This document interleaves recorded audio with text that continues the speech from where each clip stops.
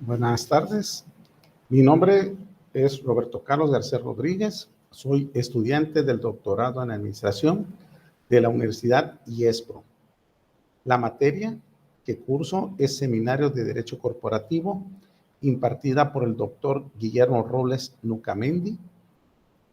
Y la actividad de hoy se trata de hablar en forma introductoria del derecho empresarial y empresa mercantil. 14 de mayo de 2023. Vamos a mostrar un índice, el orden que vamos a llevar. Primero vamos a definir derecho mercantil, vamos a hablar sobre los actos y sujetos de comercio, características, elementos del derecho mercantil, así como vamos a ver lo que es empresa mercantil, elementos, objetos y características. Y vamos a tener las referencias bibliográficas y una conclusión. Antes que nada, ¿qué es el derecho mercantil? Bueno, el derecho mercantil es una parte del derecho privado que rige las relaciones entre particulares. ¿Cuáles son esas relaciones entre particulares? De coordinación. ¿Qué significa eso? Que están al mismo nivel. Al ejercicio del comerciante o lo que resulta del cumplimiento de los actos de comercio.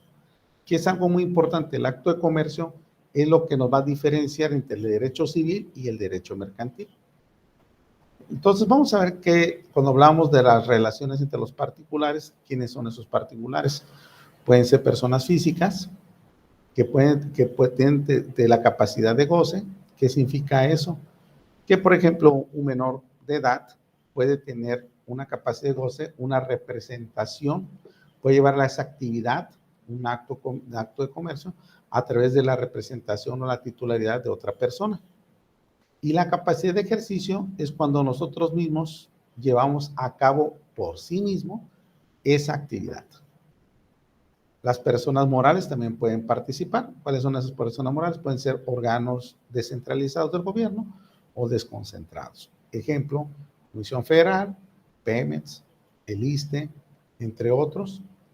Pero una vez que participan, deben de quitarse la investidura de autoridad para poder estar en una relación de coordinación. O sea, ¿qué significa eso? Al mismo nivel, como acabamos de ver acá. Y también personas morales pueden ser las empresas mercantiles que están constituidas. Lo que hemos hablado, que es un acto de comercio, es importante. Cuando nosotros vamos y compramos por mayoreo, se especula que nosotros queremos tener el mejor precio para poder venderlo más caro. Ese es un acto es una especulación de comercial que daría un acto de comercio, aunque lo hagamos por una sola ocasión. Cuando compramos un vehículo, como se puede ver aquí, un vehículo, vamos a poner 50,000 pesos y lo vendemos en 90,000, esa es una especulación comercial y ya se considera como un acto de comercio. Si compramos madera para hacer un mueble para venderlo más caro, se habla de una especulación comercial. Y también un acto de comercio puede ser llevado por las sociedades mercantiles reconocidas. Los centros comerciales, como se puede ver aquí en la imagen, un centro comercial que vende productos ya se considera un acto de comercio por sociedades mercantiles. También hablamos que puede ser un acto de comercio, contratos relativos a obligaciones del Estado, como puede ser obra pública. Pero recordemos que deben de quitarse la investidura para que tengamos una relación de coordinación. También títulos de crédito, como se pueden ver aquí, notas de remisión, facturas, recibos, vales, cheques, letras de cambio, pagarés, etcétera, etcétera. Eso se puede considerar como un acto de comercio. Por ejemplo, un ejemplo es como si yo contratara a una persona para trabajar en la empresa, yo le pago con un cheque, entonces ya le estoy dando un título de crédito, va a cobrar su quincena, no tenga fondos de la empresa, y entonces ya puede él tomar una decisión y empezar a hacer un derecho mercantil, porque está de por medio de un título de crédito. Por ejemplo, obligaciones también de comerciantes y banqueros. Es importante. Otro ejemplo también que es fundamental es, por ejemplo, si yo compro una casa y la vendo lo vendo en otro precio, ya se entiende como un acto de comercio y entraría en la parte del derecho mercantil. ¿Cuáles son los criterios para decir que entra el derecho mercantil? Pues son los criterios, está el objetivo subjetivo.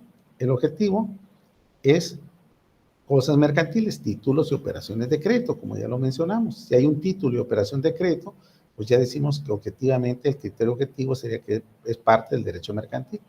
O que haya de por medio un acto de comercio. Ya entra el derecho mercantil. Y la parte subjetiva sería con los sujetos directamente comerciantes, sociedades mercantiles. Por ejemplo, lo que mencionaba yo le puedo pagar a una persona su salario mediante un cheque. Entonces ya hay de por medio un título de crédito. Si no tiene fondos, le compete al derecho mercantil ver el procedimiento que se llevaría. Otro ejemplo, aquí lo podemos ver, un banco que me da una tarjeta, pero me registra un movimiento que yo no lo hice. Con esto yo puedo irme al derecho mercantil para ver el procedimiento a llevar a cabo. Y aquí estamos hablando, por ejemplo, un centro comercial que vende un producto en el cual no es lo que se esperaba, no era lo que se esperaba, está más, o fue vendido a un mayor precio de lo que mostraba el anuncio, y entonces ya entramos al criterio subjetivo de que le compete al derecho mercantil. ¿Cuáles son las características del derecho mercantil? Bueno, una es la profesionalización. ¿Qué significa eso? Que hay leyes mercantiles con las cuales vamos a poder llevar a cabo un procedimiento. Pero en estas leyes hay una jerarquización de normas. ¿Qué significa eso? Vamos a ver que hay normas que son las normas desde arriba hasta abajo. ¿Cuál es la máxima normatividad? La Constitución Política de los Estados Unidos Mexicanos. Después vendrían en su jerarquía los tratados internacionales.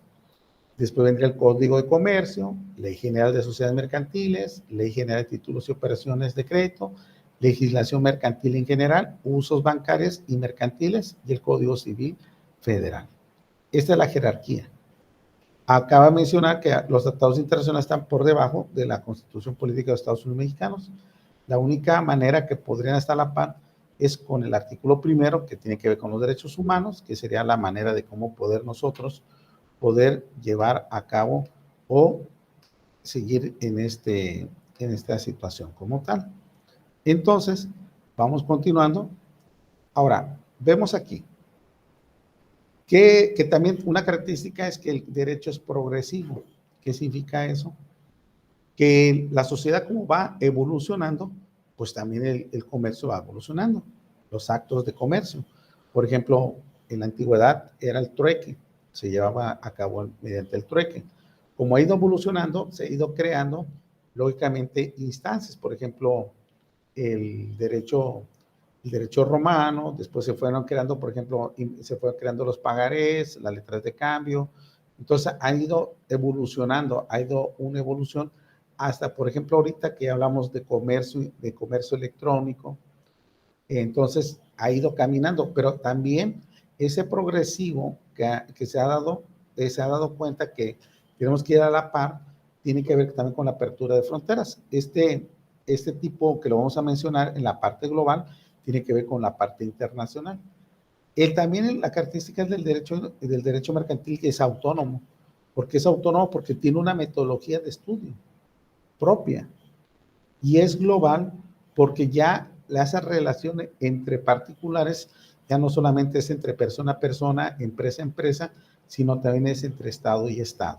Por eso existen la ley de comercio internacional, los tratados internacionales, de tal manera para poder comercializar los productos tangibles e intangibles de las empresas. ¿Cuáles son los elementos del derecho mercantil? Lo hemos mencionado, los actos de comercio, que ya lo dijimos, el sujeto de la relación mercantil, que debe ser en relación de coordinación, de igual a igual. Si entrara alguna dependencia de gobierno, se tiene que quitar la investidura, bueno, más que nada son órganos descentralizados y desconcentrados, se tienen que quitar la investidura para poder ser de igual a igual. Y también aquí mencionamos que debe que los elementos también entran los procedimientos judiciales administrativos. Nosotros hablamos de un juicio ordinario cuando, por ejemplo, nosotros prestamos un dinero o algo y no tenemos un título de crédito que nos avale. Entonces, lleva un procedimiento más tedioso porque hay que llevar a cabo que tenemos que ir viendo cómo dando las evidencias.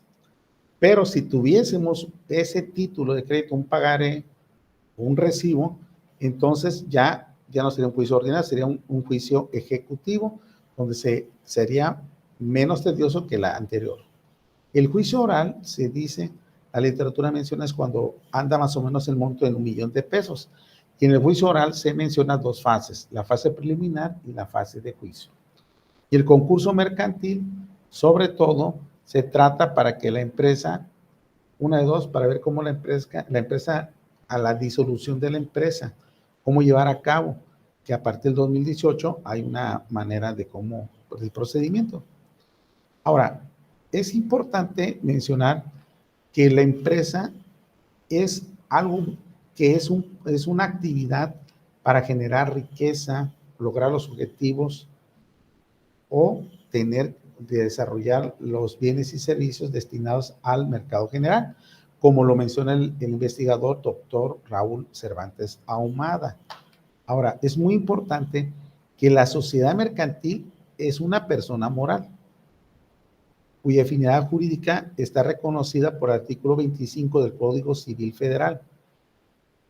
Y es un comerciante como lo establece la fracción 2 del artículo 3 del Código de Comercio. Es fundamental decir que empresa es una actividad, no es una persona moral la empresa mercantil. La sociedad mercantil sí es una persona moral. Entonces, en México existe la sociedad en nombre de colectivo, sociedad en comandita simple, sociedad en comandita por acciones, sociedad en responsabilidad limitada, sociedad anónima, sociedad cooperativa, sociedad por acciones simplificada, sociedad anónima promotora de inversión, sociedad anónima promotora de inversión de capital variable y sociedad anónima de capital variable. Entonces, ¿cuál es el objeto? El objeto es una actividad comercial lícita, debe ser. Ese es el objeto, llevar actividades comerciales lícitas. No podemos llevar a cabo una comercial ilícita, no es el objeto. Pues no estaría permitido, por ejemplo, comercializar cosas prohibidas, como por ejemplo animales que estén en peligro de extinción y que la ley marque que está prohibido, no sería un objeto de actividad comercial lícita. ¿Cuáles son los elementos? Los elementos, como ya lo hemos dicho claramente, los elementos deben ser materiales, inmateriales y personales. Los materiales, materia prima, bienes muebles e inmuebles, por ejemplo, aquí en esta imagen que vemos, pues básicamente los bienes inmuebles serían los coches, son los que se pueden mover. Los coches, si una computadora se puede trasladar de un lado a otro, sería un bien mueble. Pero los inmuebles son los que no se pueden mover, como ¿quién? Como los edificios, los terrenos, algún equipo que esté instalado, no se podría mover. Y los productos, hablamos de productos tangibles, los que se pueden palpar, tocar, y los productos intangibles le llamamos a los servicios. Los elementos inmateriales le llamamos a la bio y la propiedad intelectual. La propiedad intelectual, como mencionamos, puede ser derechos de autor, pueden ser marcas, patentes, diseños industriales, indicaciones geográficas. Estos se registran en el Instituto Mexicano de la Propiedad Industrial y lo más importante es que podemos evaluarlos y ese avalúo que tengamos de la marca, de la patente, de diseños industriales, derecho de autor, indicaciones geográficas, hasta el mismo valor de la empresa, se puede amortizar para pagar menos impuestos. Y los elementos personales son la gente que ahorita las personas se le llaman talento humano. Y este talento humano se dividen en trabajadores manuales, trabajadores del conocimiento y trabajadores tecnólogos. Y lo vamos a mencionar más adelante. Las características deben tener una capacidad jurídica.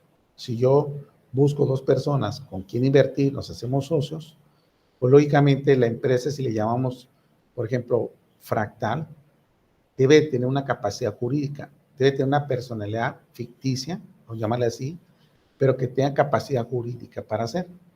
¿Por qué? Porque va a tener la empresa fractal, ¿no? El patrimonio, pues vamos a hablar del patrimonio activo y pasivo, constituido por el pasivo, el activo son los constituidos por los derechos y bienes de los socios. Y el pasivo son las obligaciones y deudas de la sociedad. Debe tener una denominación social. Por ejemplo, acabamos de mencionar que si yo me juntara con dos personas para ser socios y hagamos una empresa, pues lógicamente le vamos a poner una denominación social que le pondremos, por ejemplo, fractal, SDRL, fractal Sociedad de Responsabilidad Limitada. Debe tener una sede de negocios, pues lógicamente la sede de negocios por lo general tiene que ver con lo que es el edificio o lugar donde está constituido, donde dice ahí en el acta constitutiva, y debe tener reglas de disolución, que a partir del 2018 se reforma la Ley General de Sociedades Mercantiles para simplificar el proceso de disolución de una sociedad mercantil cuando todos los socios están de acuerdo. Como una parte de la conclusión, que es importante, el derecho mercantil es importante porque pone las reglas, las leyes, para poder llevar un procedimiento, como ya hablamos hablamos en un rato de los juicios ordinarios, el juicio ejecutivo, oral y mercantil, para poder, lógicamente, evaluar un acto de comercio o una actividad comercial como tal. También es importante decir que el derecho mercantil protege a través de como mencionamos, patentes, marcas, desarrollos tecnológicos, como aquí vamos a ver, también diseños industriales, indicaciones geográficas, derechos de autor. ¿Para qué? Para proteger a las empresas y que no sean robadas sus ideas y puedan generar riquezas. La importancia de las empresas y las sociedades mercantiles es porque cuentan con recursos no solamente materiales y inmateriales, sino también con personal humano, como mencionamos, sobre todo la sociedad del conocimiento y la sociedad del trabajador, el trabajador tecnólogo y los trabajadores manuales generan riqueza. ¿Qué están generando las empresas? Sobre todo, primero, trabajo. Es la principal fuente privada de trabajo.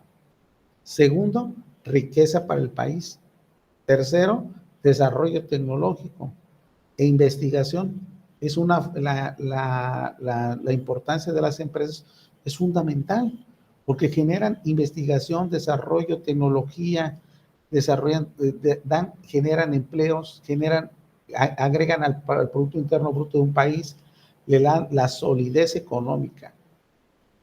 Para terminar, la bibliografía que utilicé fue del libro Ayala, de Derecho Mercantil, de Díaz Bravo, Arturo, de Derecho Mercantil. Los dos son de la editorial Iure, fueron proporcionados por IESPRO. Cruz Jiménez Félix, Derecho Mercantil, de la Universidad Nacional Autónoma de México.